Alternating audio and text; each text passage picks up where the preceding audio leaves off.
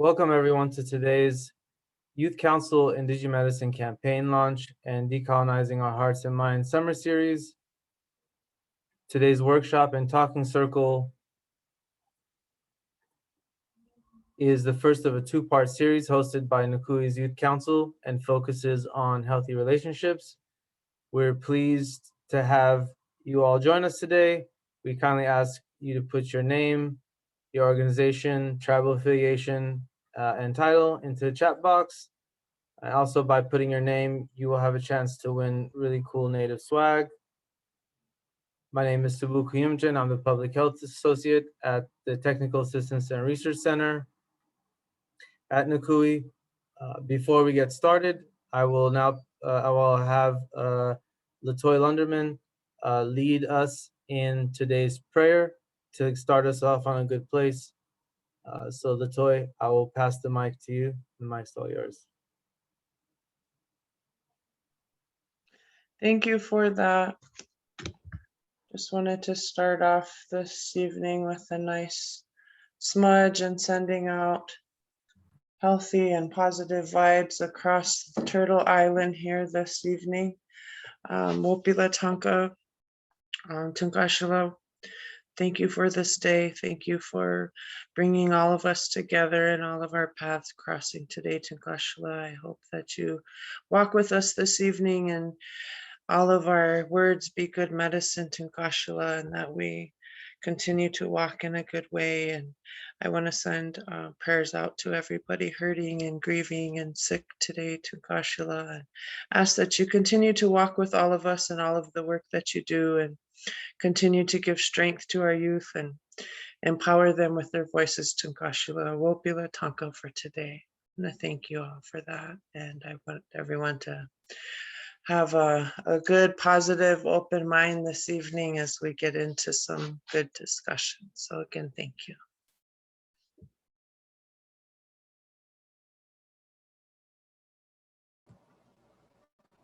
Thank you, Letoy, for opening our session with a great prayer. My name is Elizabeth, and I will be the host of today's session. I am currently a member of NCUIH's Youth Council, and I live in Grand Forks, North Dakota. I actually just moved into my apartment today, so I am very tired. I'm going to be attending University of North Dakota and will hopefully be able to get my PhD in clinical psychology. I'm an enrolled member of the Seminole Nation of Oklahoma and am of Muskogee Creek Nation descent. And I wanted to just thank you all for joining our session and taking time out of your day to be with us. Next slide, please.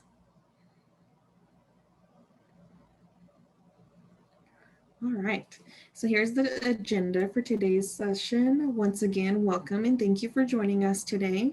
We'll begin by going over a disclaimer for today's session and a few housekeeping items, and then move on to introducing today's presenters and ask a few polling questions. The Youth Council will be presenting their Indigenous Medicine campaign and explain how the topic of healthy relationships came about and how participants can win cool native prizes. Today we have the privilege of hearing from Letoy Lunderman. Letoy will present our Healthy Relationships workshop and will facilitate our talking circle. All right, and finally, we will ask one last polling question. Ask everyone to take a brief survey, and we will have our Wheel of Generosity to raffle off some native swag. So stay tuned for the entire session so you can get a chance to win some cool swag. Next slide, please. We're also excited to share that NCUIH's Youth Council will be having a part 2 of Decolonizing Our Hearts and Minds summer series scheduled for Friday, July 16th, 2021 at 7 to 8:30 p.m. Eastern Time. Our second workshop and talking circle will focus on Native youth mental wellness, and this session will be presented and facilitated by Brian Frigio, who is Pawnee and Seminole. Brian is a well-known national motivational speaker who works with Native youth across Indian country. Next slide, please.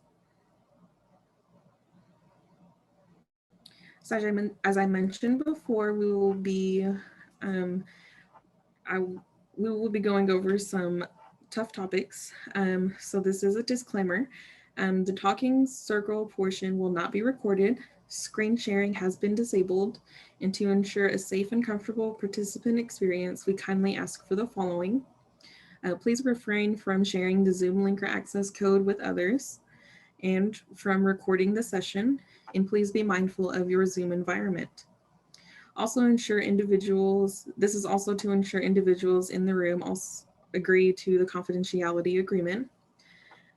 There will be a virtual wellness breakout room for social and emotional support. If you feel uncomfortable during the session, please feel free to drop off at any time.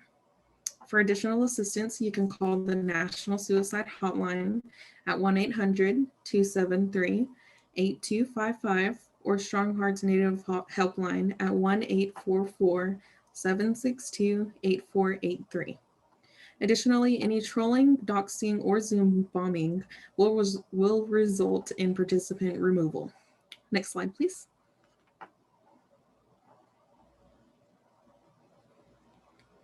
And just a few housekeeping items. Of course, this webinar is being recorded. The talking circle portion will not be recorded. All mics have been muted unless otherwise directed. And as I mentioned before, NCUIH has emotional and social support staff during the session. This is a 90-minute session and polling questions will be used during today's session. Questions can be typed into the chat box and a Q&A session will also be offered at the end of the session. And lastly, participants will have a chance to win native raffle items at the end of the session. Next slide, please. Questions or comments can be entered into the chat box. First, select chat at the bottom of your Zoom screen, and then type your question or comment into the chat that will appear on the right. Next slide, please. As mentioned earlier, due to the nature of the content in today's session, if any participant needs social or emotional support, they can do so. NCUIH staff member Antoinette Asensio will be able to provide private support for participants in today's session. If at any time you feel you need to speak with Antoinette, please click on the chat icon. Next, you'll press the downward arrow and select Antoinette's name. This creates a direct chat with Antoinette. Type in the private chat with Antoinette that you would like to go into the wellness breakout room. Antoinette will then let our backend know to put you into a breakout room, and the both of you will have your own private room. Next slide, please. Now I will share a brief overview of the NCUIH Youth Council. Through a Native Connections cooperative agreement with SAMHSA, NCUIH developed the National Urban Indian Youth and Young Adult Advisory Council, or Youth Council for short. Through the development of the Youth Council, NCUIH seeks to support Native youth and young adults under 25 in becoming advocates and leaders for the urban Indian health sector and community, specifically around the areas of youth suicide and substance abuse prevention and recovery support. NCUIH provides Youth Council members with behavioral health education, intertribal cultural connectedness activities, leadership and professional development skills, self-care and wellness skills, advocacy-based policy skills, and a plethora of other opportunities. Next slide, please.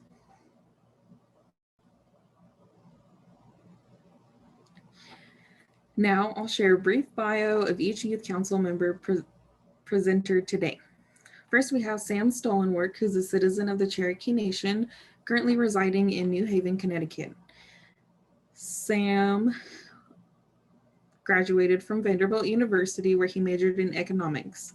While at Vanderbilt, he volunteered extensively with the Native American Indian Association of Tennessee. As a current student at Yale Law School, Sam serves as co-president of the Yale Law and Business Society and is an active member of the Native American Law Students Association. Following law school, it's Sam's intention to work in public service, specifically on American Indian legal issues. Next slide, please. Next, we have Tia. Tia is Dene from Fort Defiance, Arizona, and is a Master of Social Work candidate at the University of Washington. Tia would like to become a licensed clinical social worker to provide therapy that uses culturally based methodologies to help Native youth, women, and families heal from any forms of violence they experience throughout their lives. Next slide, please. This is Tayanan Dinetclaw. Tayanan is Dinet and is from New Mexico, currently living in Albuquerque, New Mexico. Tayanan attends the University of New Mexico and is majoring in pre-business and minoring in community health education. Tayanan openly identifies as queer and uses he, him, and they, them pronouns, and is interested in economics, public health, and art. Next slide, please. Finally, we have Lauren Exedy. Lauren is a member of the Diné and represents the Tohono O'odham Nation. She resides in Flagstaff, Arizona, and has received her Bachelor's of Science in Information Science and Technology from Pennsylvania State University. She will be pursuing a Master's in Epidemiology. Lauren is currently a data specialist for an urban Indian suicide prevention program and advocates for suicide prevention and well-being for American Indian and Alaska Native communities. Next slide, please.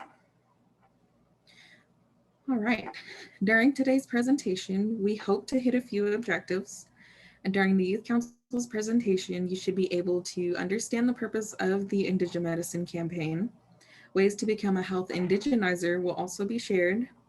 And through Letoy's presentation, we hope to provide healthy relationship strategies, warning signs of healthy relationships, and resources for Native youth during COVID-19.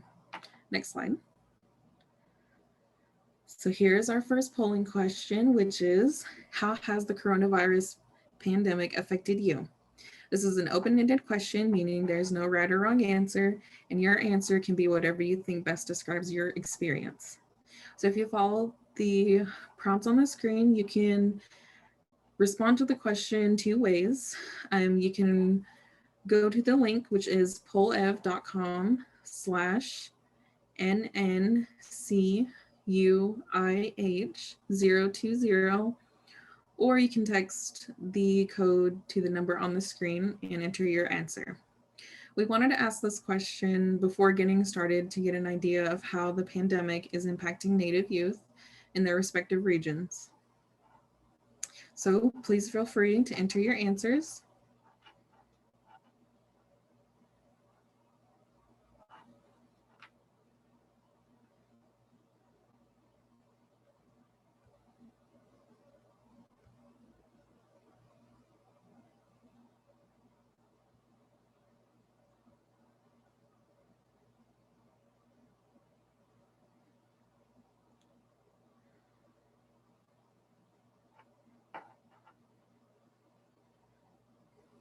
So while we're waiting for more responses to come through, I will share how the coronavirus pandemic has affected me.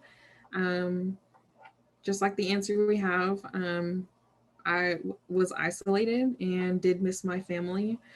And so that was a really big thing for me because I am very family oriented and I love being around my family. So we'll give it just another minute.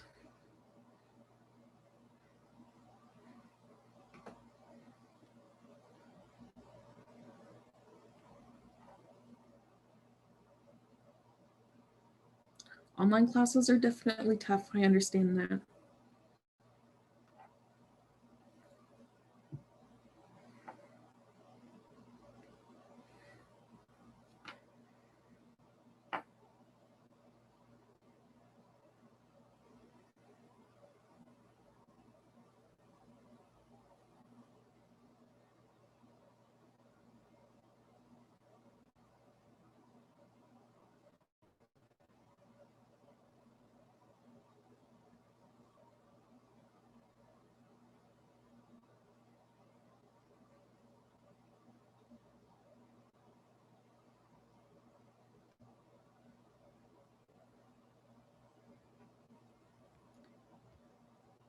All right, so these are great responses, and I just want to applaud everyone for making it this far and making it through. Thank you all for sharing how the pandemic has affected you. Next slide, please. And here is a second question. So we're asking this one before the session really gets started. It's also open-ended, and the question is, what does the relationship look like to you? And so you'll respond to this question the exact same way we did the last one.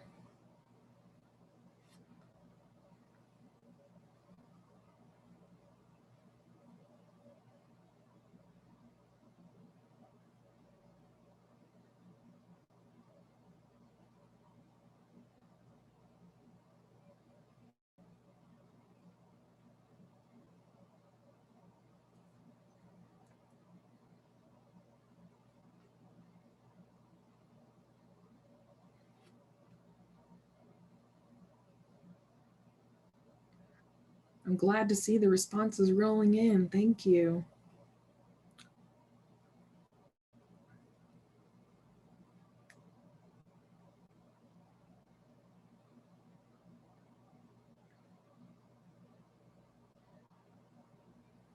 All right, we'll give it a few more seconds.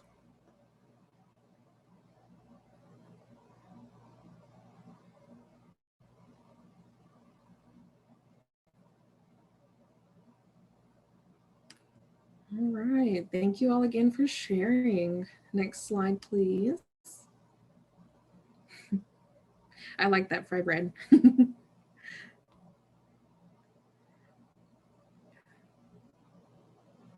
All right. So for 2020 through 2021, the Youth Council had a few different focuses. It was originally started to promote healthy transitions into adulthood. We wanted to focus on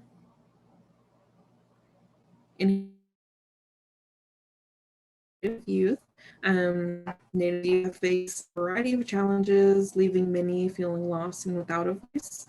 And older youth are transitioning from being dependent to becoming independent. They're going out on their own.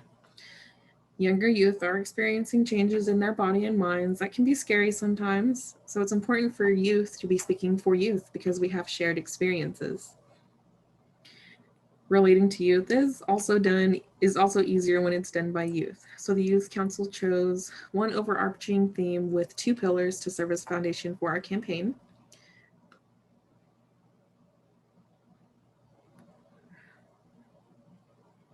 All right, next slide, please.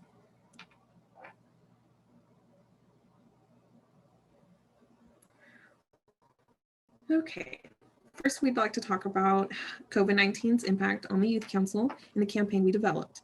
Of course, like everyone and everything else in the world, COVID-19 put a damper on our plans, and it really instilled fear in communities across the nation, especially within Native communities. Along with that fear, the restrictions that came with lockdowns prevented us from being able to physically do things in our communities. Those restrictions also exacerbated struggles within our communities because access to resources was limited. So within the Youth Council, COVID-19 did not allow us to meet each other face to face, which created a sense of disconnect within the Youth Council because our bond wasn't as strong as it might have been had we been able to be together. So all of this combined affected our campaign, and we really wanted to make sure we chose a method that youth could easily access. Next slide, please.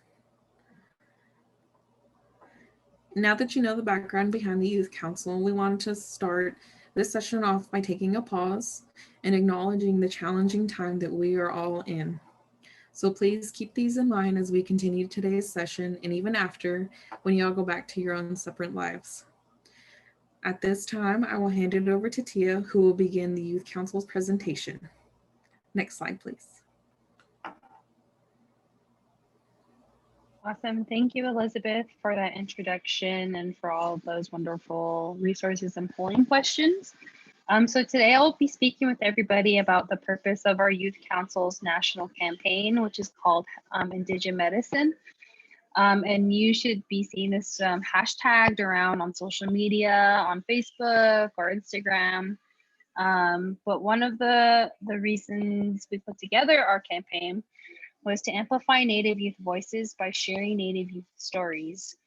Another part of our campaign is to connect youth to culturally relevant resources that promote mental wellness and building healthy relationships during COVID-19, while at the same time creating safe spaces to discuss healthy relationships and Indigenous healing practices. And lastly, to educate youth on traditional and holistic tools to share with their peers. And then on the right side of the presentation, you'll see a couple of screenshots of our Indigenous Medicine campaigns surrounding healthy relationships and mental wellness. So in the future, we will be sharing these with everybody, but those are a couple of screenshots that we have today. Next slide, please. So our Indigenous Medicine campaign goal is to amplify Native youth voices by connecting them to culturally relevant resources that focus on promoting mental wellness and building healthy relationships during COVID-19 pandemic. So as Elizabeth mentioned, mental health and building and healthy relationships were one of the two things that we saw during affecting many of our families and peers and ourselves during the pandemic. So we thought to focus on these two things for our campaign. Next slide, please. Awesome. And so we have developed 3 objectives for our campaign. And the first objective is to raise awareness on healthy relationship practices for Native youth within professional, personal, and educational spaces by providing and connecting them to resources by August 2021. Our second objective is to educate Native youth on traditional and holistic tools within professional, personal, and educational spaces. And our last objective is to create safe and healthy spaces that will promote positive mental health through conversation that focus on Indigenous healing practices for Native youth. And so the way we expect to follow through with the objectives is by doing the talking circle that we have today, while also doing a virtual panel discussion and our future workshops for surrounding mental wellness that Elizabeth talked about earlier. But these are the 3 objectives that we came up with for our youth council. So we are very proud of this. So next slide, please. Awesome. As part of our youth council's National Indigenous Medicine campaign, we wanted to provide culturally relevant resources that focus on rebuilding healthy relationships between families, partners, and friends, but also provide a way to promote mental wellness during a time where we feel disconnected from the world or from our culture or from our social lives. With the support of the NCUIH staff and organization, we created a healthy relationship zine and an Indigenized mental wellness toolkit to help connect Native youth to culturally relevant resources that promote mental wellness and healthy relationships during the pandemic. So Elizabeth actually created the zine graphics on the left. So that was super awesome of her to do. And we also collaborated on the toolkit on the right. And so we hope to share these with you as we go on with today's session and then in the future sessions for the mental wellness workshop. So that is the purpose of our social media campaign as a youth council. And so now I'll hand over the mic to Tayanan, who will go over our youth council's healthy relationship zine. Next slide, please.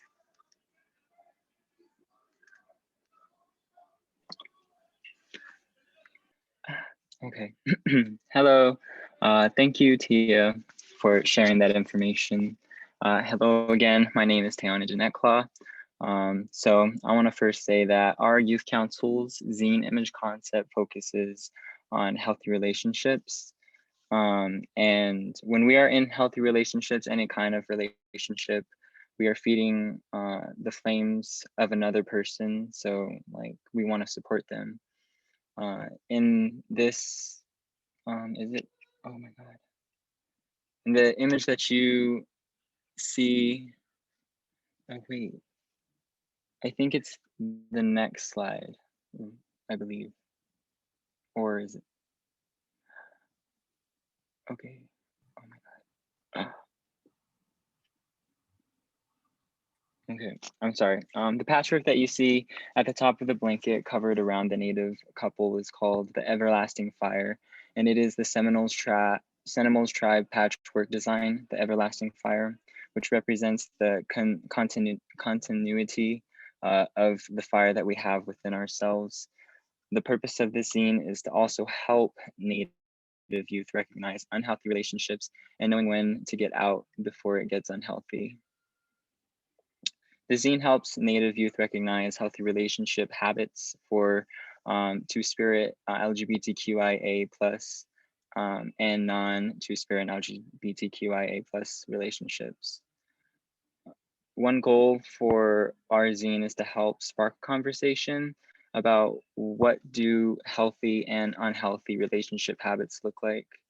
Our zine hopes to help normalize accountability for Native youth in any relationship.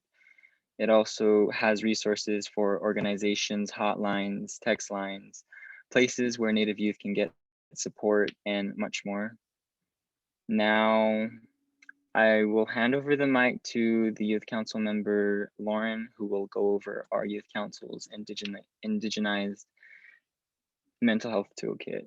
Next slide, please. Thank you. Thank you, Tianan. The second project we developed is a hashtag Indigenous Medicine mental health toolkit. We recognize the need for an indigenized mental health tool in social media and on Indian country. The toolkit brings awareness on suicide prevention, risk factors, and warning signs and resources, as well, and empowers ourselves to be aware on suicide prevention and empower our communities and to be a good relative because we matter. And I'll pass it on to Sam.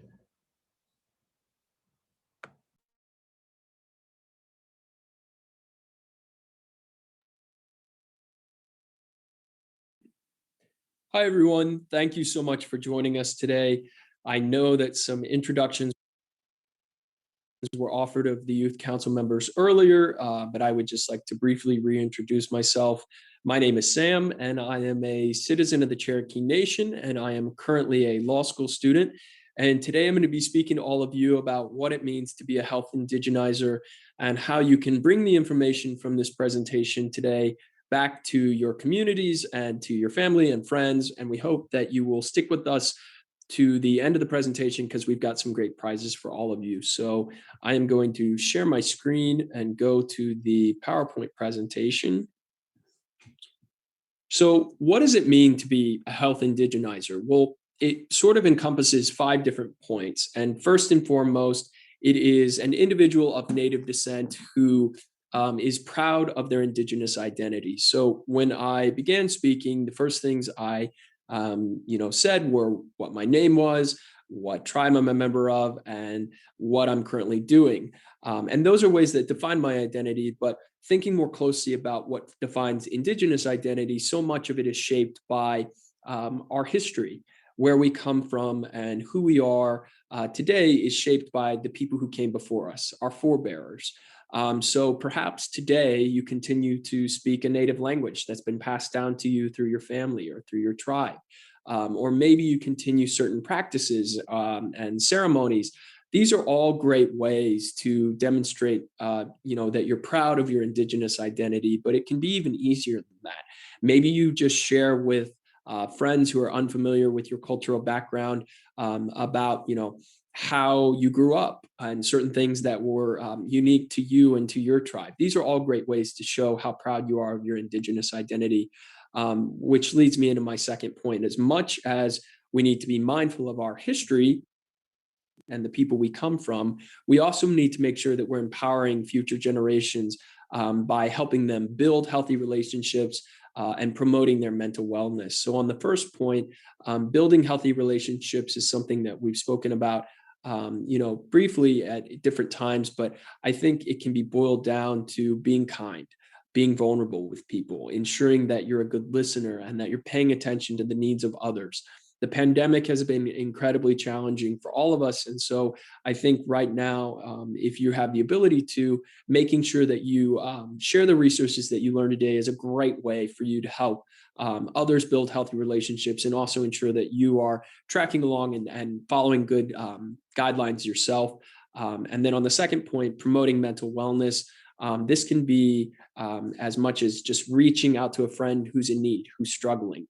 And sharing with them resources that you learned today, or perhaps you could be putting them in touch with other resources such as a counselor, All of these are great ways to promote mental wellness, and leads me into my third point.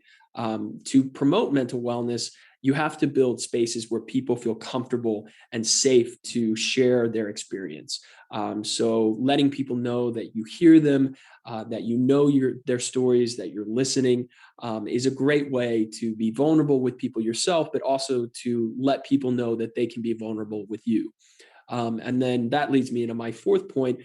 We want to ensure that we're inspiring Native youth to make healthy choices. And this is, of course, complex because it requires so many overlapping ideas about health. So health, of course, ranges from your physical health to your mental, emotional, and spiritual health.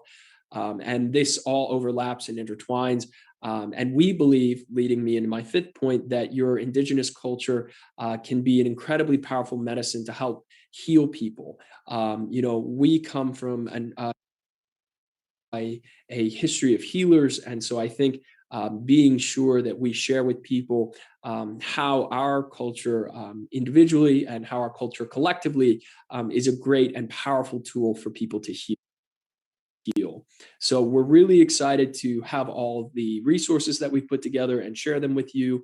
And if you continue to stick with us to the end of the presentation, we're excited to reward all of you with some great prizes.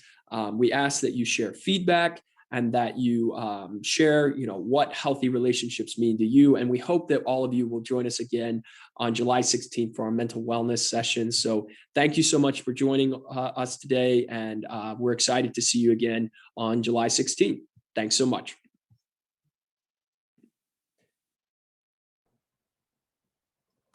Thank you, Sam. How to become a health indigenizer by using the hashtag Indigenous Medicine is create and share the Indigenous Medicine infographic image on the right and post it on Instagram, Facebook, and Twitter. The infographic is on ways to build healthy relationship, ways for Native youth to stay well. It also contains Native helplines, tech lines, toolkits, and links for other youth services. Next slide. Or you can use the hashtag NGMedicine filter and you can answer one of the questions. What does a healthy relationship looks like to you? And how do you stay well? You can share it to Instagram, Facebook, and Twitter. As well, give NCUIH some love by liking and following their social pages. And to win some cool prizes, submit your social media post to NCUIH Youth Council online entry form, and the deadline is August 28 at 11:59 p.m. Eastern time. And I'll pass it on to Tia. Awesome, thank you, Lauren. So as Lauren mentioned, there are multiple ways to be entered into the raffle. Here are the list of prizes that you may be entered in to win. So the first one is an Amazon gift card prize bundle. The second one is an Indigenous t-shirt and face mask prize bundle. The third one is a smudge spray gift prize. The fourth one is a We Are Native and Healthy Native Youth swag prize bundle. The fifth prize is a Center for Native American Youth Native T-shirts prize bundle. And the sixth one is NCUIH Native swag prize. So the prizes are sponsored by the following healthy Native youth: NCUIH, We Are Native, Unity, Center for Native American Youth, or CNA, and Generation Indigenous. We would like to thank all of these sponsors for providing the swag bags or prize bundles. I think they're very cool and I would love to win them, but I think it would be very biased if I won one since I'm a youth council member, but I'm totally jealous of everybody winning. But make sure to enter into the prize or to the raffle. It would be awesome to see everybody win. And you can also follow the following sponsors on the bottom on social media. They have their own social media pages, so give them a follow. Next slide, please. Awesome, very cool. So the Indigenous Medicine campaign will begin June 28th and end on August 28th of 2021. So the winners of the prizes mentioned in the previous slide will be notified the first week of September. If you have any questions regarding the prizes or the Indigenous Medicine campaign, please contact Senior Communication Associates Victoria Humphreys at vhumphreys@ncui.org or Public Health Associate Sabu at SK. Sorry, Sabu, I can't say, I don't want to butcher your last name, but I'll spell it out. KOUYOUMJIAN@ncui.org. So you can contact them if you have any questions at all. I will now pass it on to Elizabeth as she'll talk about strategies on how to build a healthy relationship during COVID-19. Thank you. Muddo, Tia. All right, before we get into our healthy relationship workshop, I wanted to share with you all some strategies for building healthy relationships during COVID-19. Like mentioned before, the pandemic has been challenging for many of us as we have become disconnected from our communities, friends, and have been in our homes isolated with family and maybe our partners. So when thinking about how we can build healthy relationships during the pandemic, it's important to make relationships a priority. So try to set aside each day, sometime each day to spend with your family, just talking, sharing stories, or you can make dinner together. So when we make relationships a priority, we show the other person that we love them. Communicate effectively. Good communication is important for healthy relationships and helps family members feel understood and supported. So take some time every day to talk and share information or stories. By doing this, we all learn how to communicate respectively when we see family members speaking to each other with care and consideration. It's also important to work together as a family. Working together as a family helps everyone feel that they have something important to offer.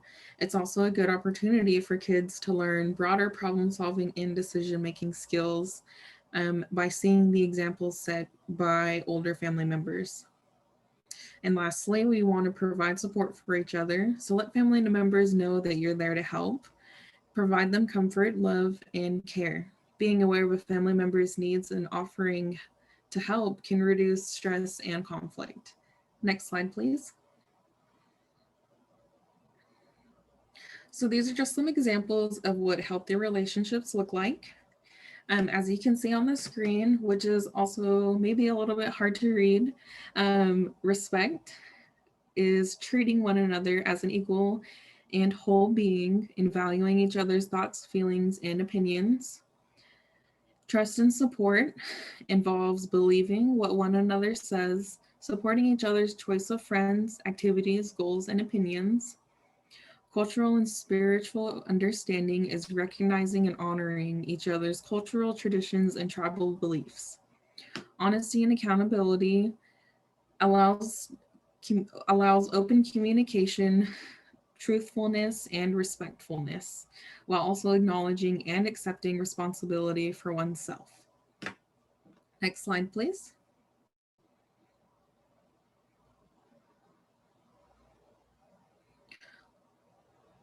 All right, so before we begin talking about this slide, I do want to warn everyone that the information here may be triggering. This slide covers different forms of abuse in relationships and how they can take shape. On the right side of the screen, you can see some examples of red flags, and these are just questions that you might ask yourself. And so do these things happen to you or anyone you know? And if they do, there are resources available to help. Next slide, please.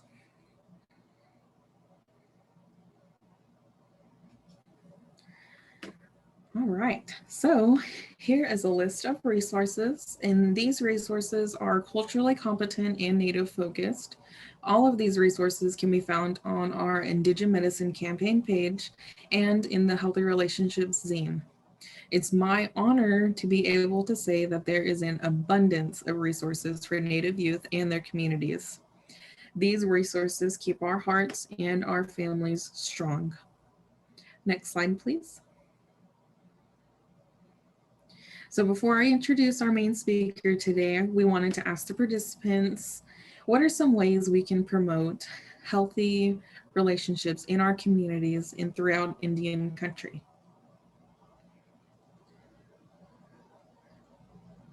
And I think the top part of the question is cut off, but you can respond to this question the same way you responded to previous questions.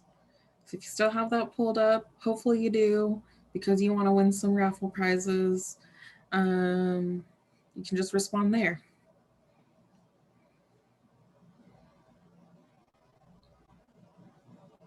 Yes, hugs after COVID. Staying safe.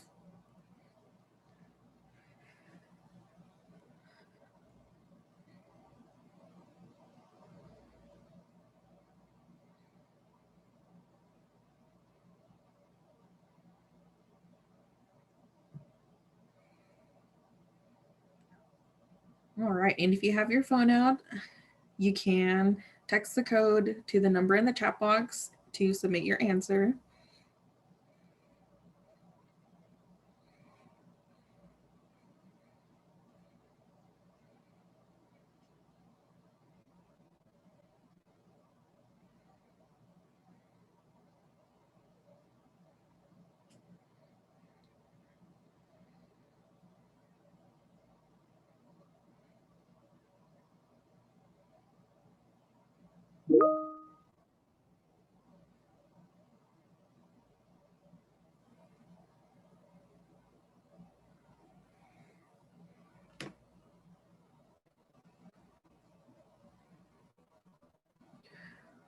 All right. So we're gonna go ahead and close this one. Thank you all for sharing ways that we can promote healthy relationships in our communities and throughout Indian country. Now I'm gonna introduce our main speaker. Next slide, please. All right. So as mentioned earlier, we will be hearing from, and I believe it's Letoy. I think we cut her off a little bit. Letoy Lunderman. Letoy is a citizen of the Oglala Lakota Nation, raised in the community of, and I hope I'm pronouncing this right, Hadog in Sikangu country. She's the mother of 3 and the grandmother of 1.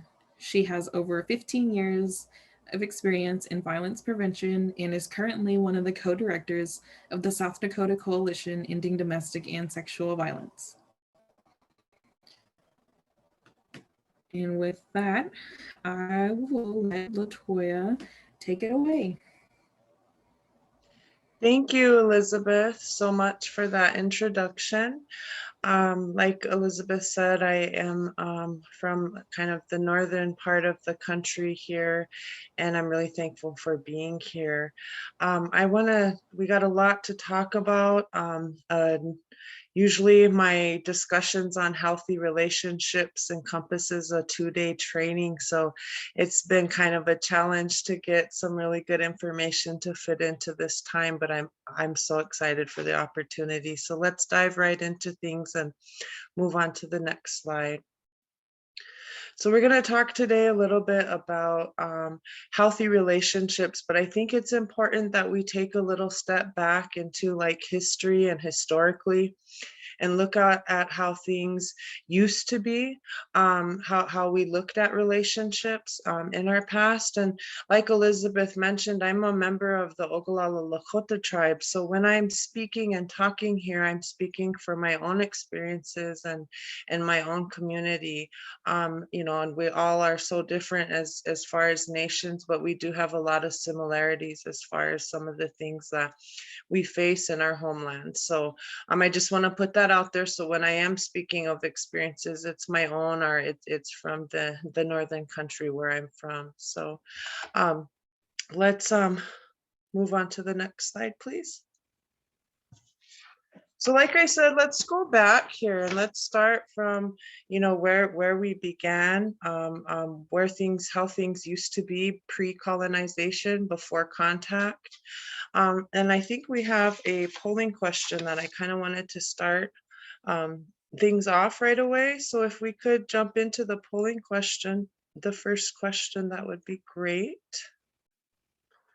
Do you have any knowledge, those participants with us here today, of any teachings or stories from your tribe, your nation, regarding healthy relationships, marriage, courtship, anything, you know, along those lines, as far as pre-colonization? Now, this is before, this is where we're starting from. So if you could just take a quick second to answer that. And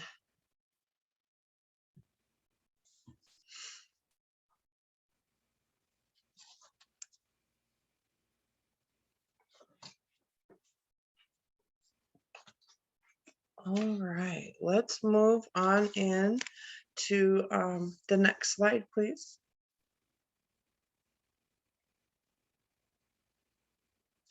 And that's awesome. So we're right 50-50. We're about, you know, some of us do have that knowledge and some of us don't. And so that's great. I mean, that kind of shows that we still have that connection. And it also shows that we have some connecting to do, right? So let's talk a little bit about that. You know, what it looked like pre-colonization, what things were like within our own communities, within our own nations. And everyone within our societies usually had a place or a purpose. We were all had specific roles, whether it was within our immediate family, whether it was within our community, and whether it was within our nation. So for us as Lakotas, an example of this is we never had a word for disability. We never had a word to describe a disabled person, because in our society back then, there was no disabled person. And what I mean by that is, if, say, a warrior went out on a war party and became injured and wasn't able to do that or protect the nation, there was a place found, you know, for them within society, so that they remained contributing. They were able to still be a part of things. So, you know, one of the things to look at too is how, you know, our societies were built up. We were connected not just to each other, but all of our surroundings, right? And we were connected to Mother Earth. And so there's like a much deeper, more layered connection when you talk about it. It wasn't just individuals or within people. And we have, like, because of that, it allows us to have a deeper connection to our Creator too. And so all of that, when you factor in the different roles too. So a lot of our roles within society were really dictated by our labels. Were we a mom? Were we a dad? Were we a grandma? Were we a grandpa? Were we an auntie? You know, we all had our roles and understood them. So our males, they understood that they were protectors. Females, it was understood that we are, you know, the only ones that can help navigate spirits from the other world to here to Mother Earth. So there's a sacredness about us. We also understood the role of our youth and our children, and that they were sacred and that they were still in between worlds, and we had to care for them as such, you know, because they could be taken back to the spirit world, into the Star Nation, as quickly as they got here. And so we understood those roles, and so that helped to bring order into our society. And therefore, there was really no crime. There wasn't a lot of like violence within not just, you know, in our own relationships, but within society ourselves.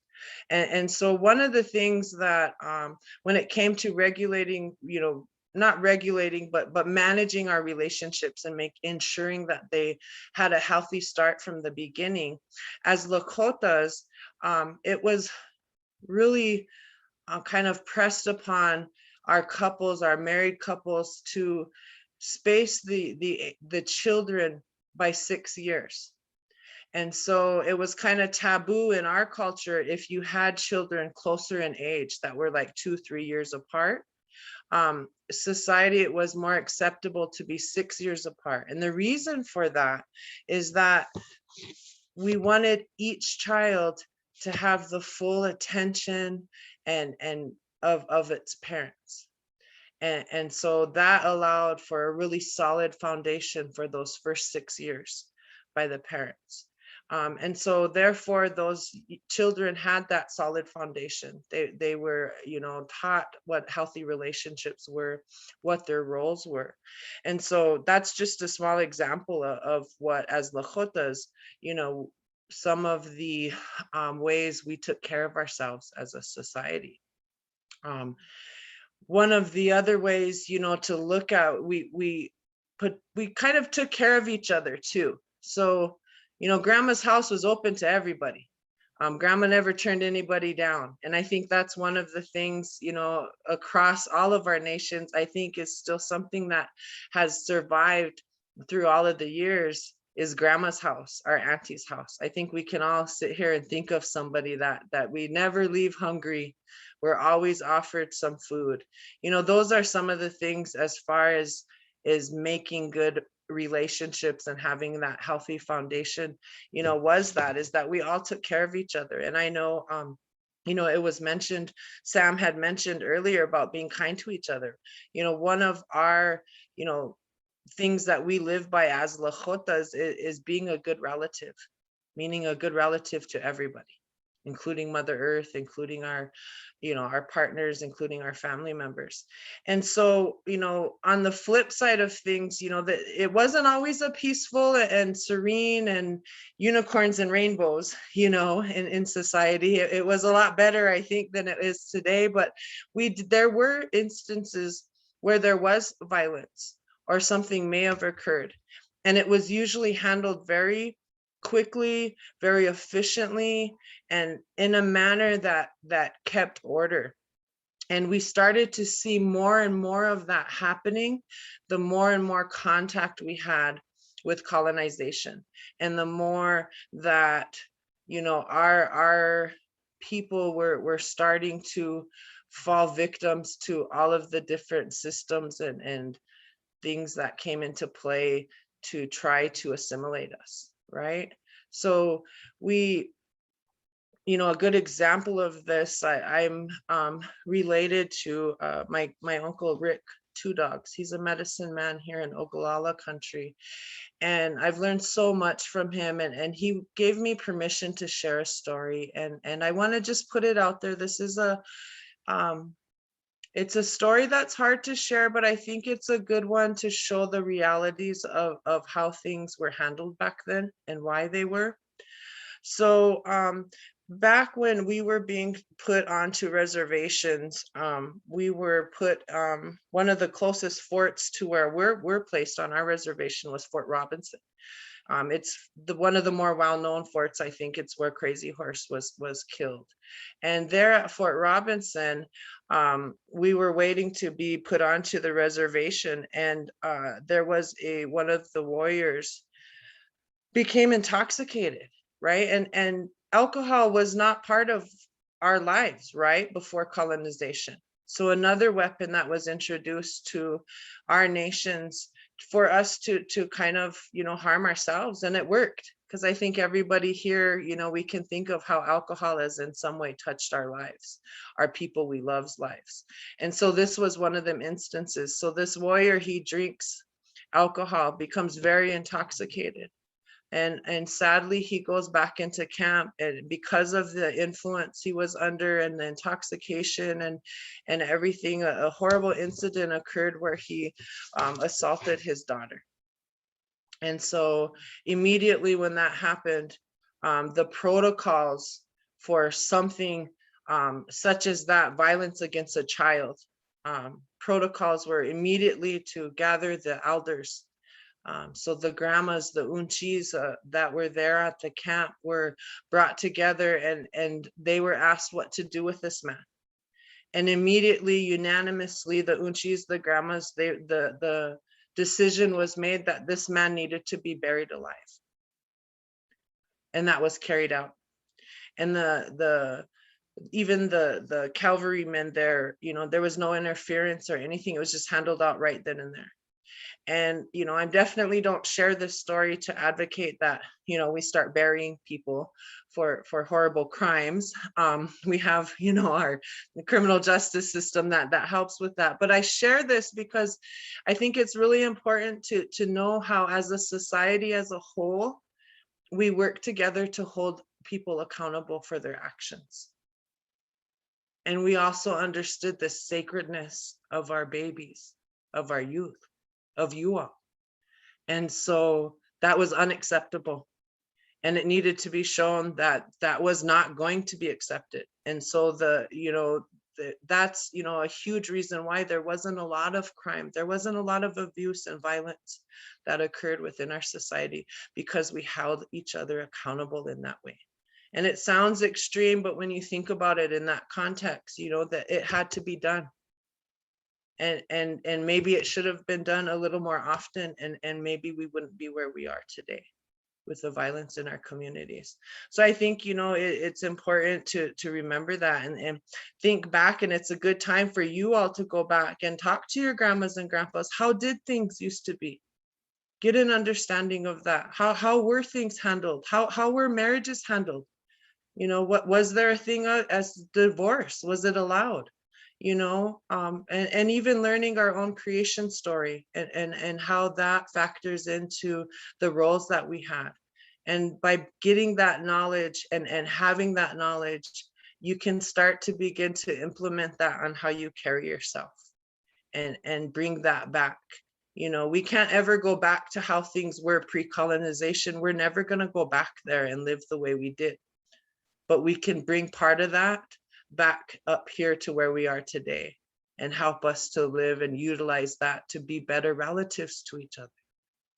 You know, so with that being said, let's move on to the next slide. So let's take a look a little bit about where we are today. Let's take a quick polling of the second question before I go on.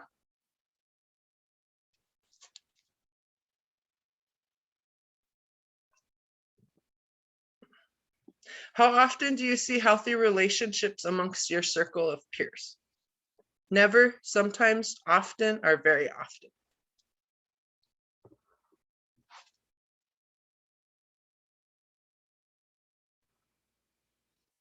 And just, you know, for clarification too, a majority of this focus is on our intimate relationships, our partner relationships, and that, you know, we have many relationships, everyone in our family, our school, our peers, you know, every time we turn around, there's a different relationship, but we're focusing today on the intimate relationships. Okay, let's see how that.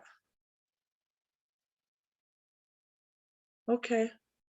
The sometimes and often, that's good. That's good. You know, ultimately we'd like to see 100% very often, right? I think that's the goal of what we're doing here today. So this is just a small step to help get us to the very often portion. But I want to talk a little bit about where things are today. If we can move on to the next slide. Where I come from in Lakota country, we usually switch back and forth between the first or the second, both deadliest county in the entire country and poorest county in the entire country. And so, you know, with that, what that means is our people on our reservations that encompass these counties are dying at much rapid rates. We're seeing huge increases in unhealthy health outcomes. In connection to ACEs, which is the adverse childhood experiences, that is something that is definitely our youth need to learn more about. And then with the poorest, you know, we have, like, just within here, my community in Rosebud, the Rosebud Reservation, we have an 89% unemployment rate, meaning 89% of our people on our reservation don't have jobs, unemployment. And so then we also factor in the violence and abuse that occurs in and we're all very aware, I don't think I need to remind you all of statistics that we face as natives, as Native youth, as Native LGBTQ two-spirit, as Native women. There's a lot of obstacles there. And then you also factor in, like we talked a little bit, you know, the introduction of alcohol and drugs and addictions. We have meth that is running like wildfire through our reservations right now.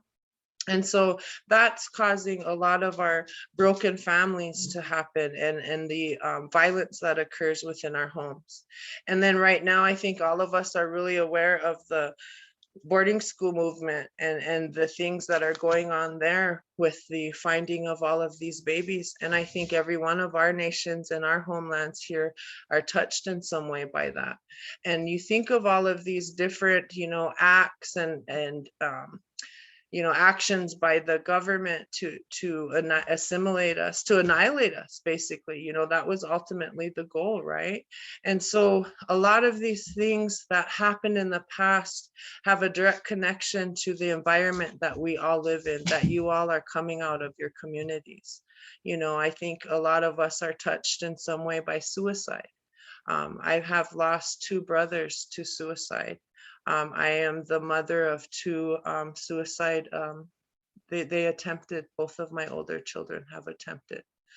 So I've been a parent to that, and see how the environment and the violence and the negative stuff that we see here in our homelands and how it affects us in our daily lives. And then to see that we have a huge lack in resources, right? There's not a whole lot of things, not just resources for the youth, but things to do to help teach us to do things in a more healthy way. So there's a lot of that. And I think we see that and we hear about that. And I'm sure you as youth hear that, all of this negativity. But at the same time, our homes are where we're from. They're beautiful places. They're amazing. There are safe places. And I know some people look at me like, where are you from? That's your safe place? Like, do you know where you live?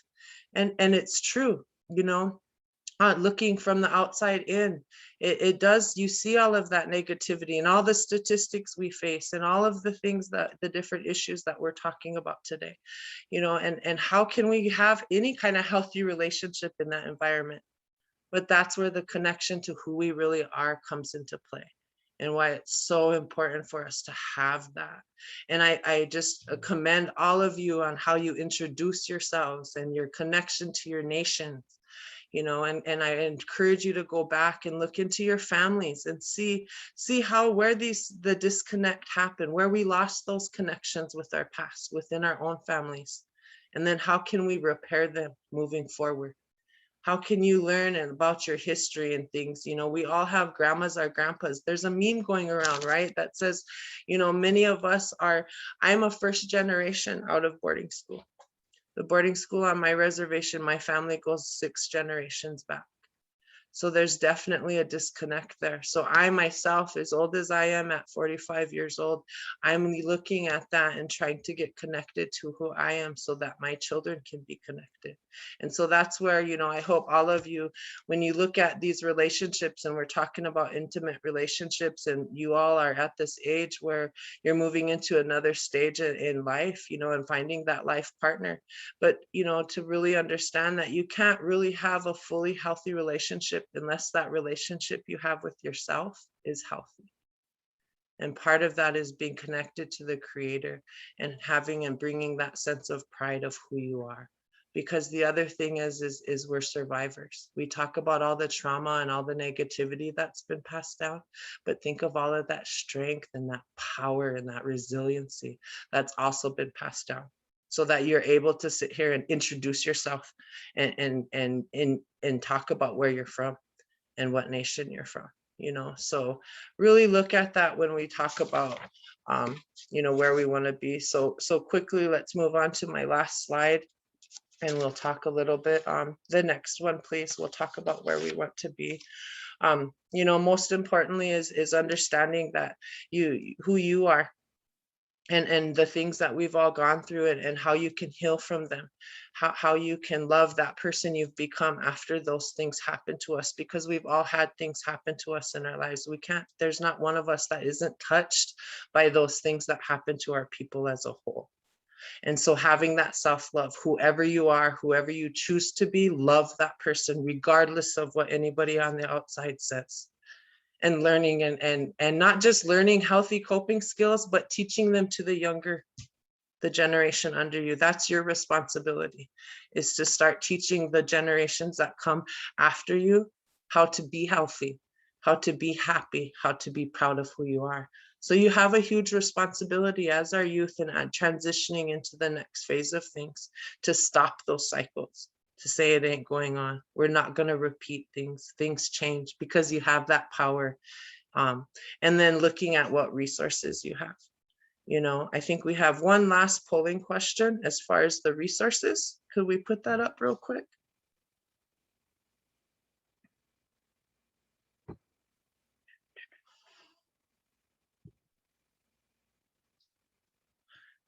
If you had to name the biggest resource in your community, you know, what would that be? What's your number one go-to in your community? And be honest if there isn't one, if you don't have one. Because this is also where I'd like to get you young people's minds going. You're in a position here, and just participating here today, it shows that you have that initiative, you have that warrior spirit inside of you to say, I want to take this step to be the change. So grandma and auntie, I love that. You know, and you all here have an auntie from the northern country now. You know, you have Auntie Toy here to help, you know, do these things. But if you don't have that resource, young people, create it. There's nothing stopping you from creating what you feel you need to have those healthy relationships. I love that. I love those responses. So I think we're getting close to finishing up the time, but I really want to focus on that. You know, we hear that a lot, and there's not a lot of resources. Money ran out, the grant ran out. You know, we have that, but you all are very intelligent, and don't settle for that. Find that opportunity, think outside of the box, reach out to each other, you know, and start making that, showing the next generations how to do that, because we weren't able to. And so now that's moving on to you. So we're putting a lot on you, a lot on your shoulders here, but, you know, I want you to start thinking about your resources and who you can reach out to. So I love that you're looking at elders and the moms, the grandmas and that. So I want to say wo pila tanka for allowing me to talk. I hope this short amount of time you're able to take a little something away from this, and I'm hoping that you'll continue and participate on July 16th for the next session. And I just really want to commend everybody that took the time to join us this evening and participate in this. Thank you so much.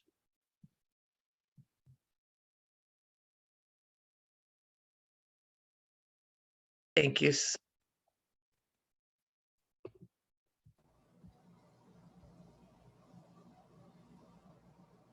All right, so I want to thank everyone for taking a healthy risk and being vulnerable during today's talking circle.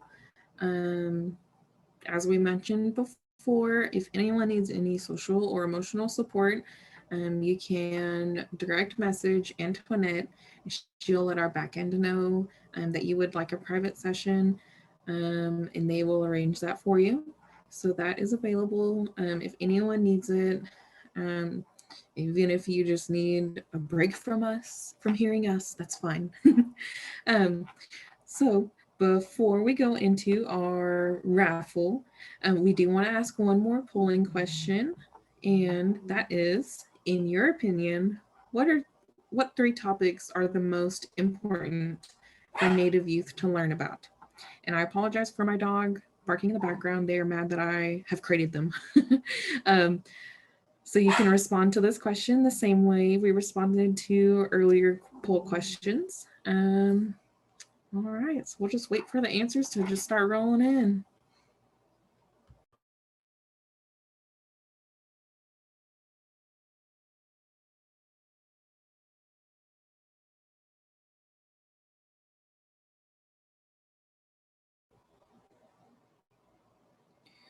Don't everyone all respond at once.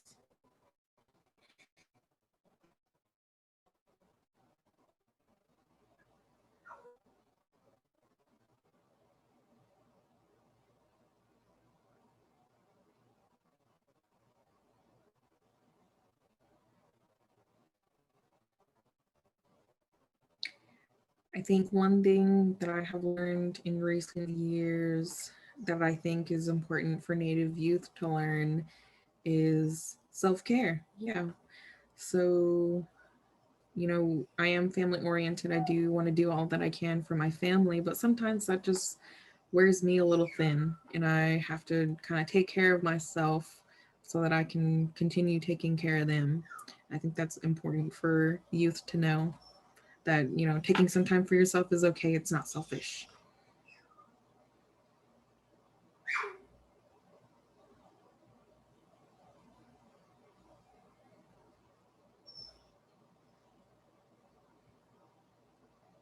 Yes, so these are all great responses. So we're going to go ahead and end this polling question so we can get to everyone's favorite part, which is the raffle. So thank you all for sharing. And we've reached the end of our session. Those of you who have stayed with us at this point have a chance to win some cool prizes today. So there's going to be 4 winners, and the winners will be asked to send a direct message using the chat box to our wonderful public health associate, Sabu. And if you'll just send him your full name and email address, he's going to follow up with you to organize the shipment of your swag. All right, so the first items that we will be raffling off, and this is our Wheel of Generosity coming up. So the first items we're going to be raffling off are a t-shirt from the Center for Native American Youth, along with a hand sanitizer bottle from Democracy is Indigenous. All right, so Omar is now sharing his screen, and please spin the Wheel of Generosity.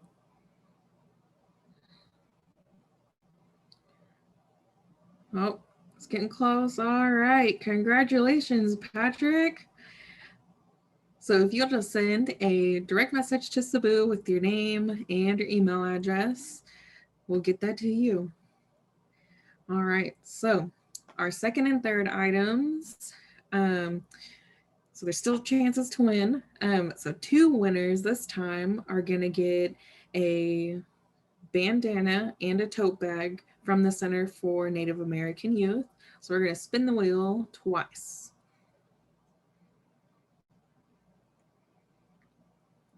I think it'd be funny if Patrick won every single item. Oh no, he was removed. All right. Congrats, San Diego Cameron, a cool name if that's your full name. And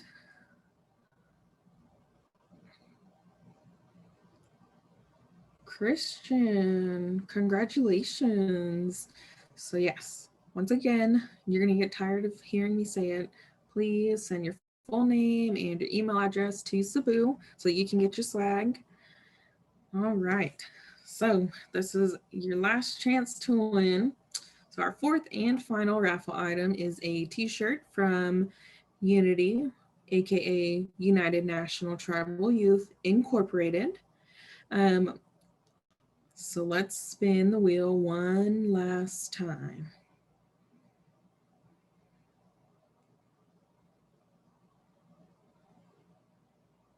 All right, congratulations, Jess, going out with a bang with the big prize.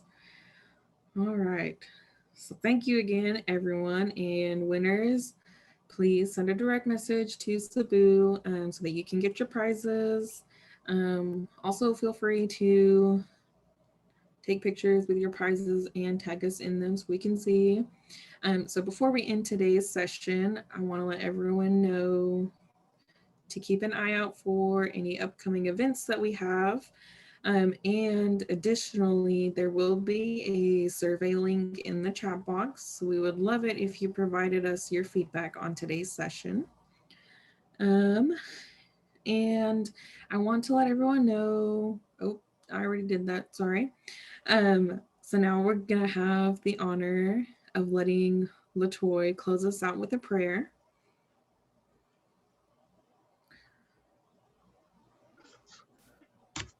Well, thank you. What a lovely evening. And I apologize for my Shunka, our dog here too. He's kind of been a long session for him too. He's ready to go out. But Tungashila Wopila Tanka for today's session and for all of the good words and thoughts and energy that's shared, Tungashila, and Wopila for all of us crossing paths and continuing to walk and strengthen our young people and encourage them to utilize their voice. Tungashila, I ask that you walk with each and every one of us today and keep us with a healthy mind and spirit as we continue. Wopila Tanka Medakiase. Thank you all. Mado Letoy for closing us out in a good way. Mado to everyone for attending and learning with us today and for your time and interest. Please keep an eye out for our upcoming events and tell your friends, tell your kids, tell your aunties, tell your uncles, tell them come so they can win some raffle items. Mado.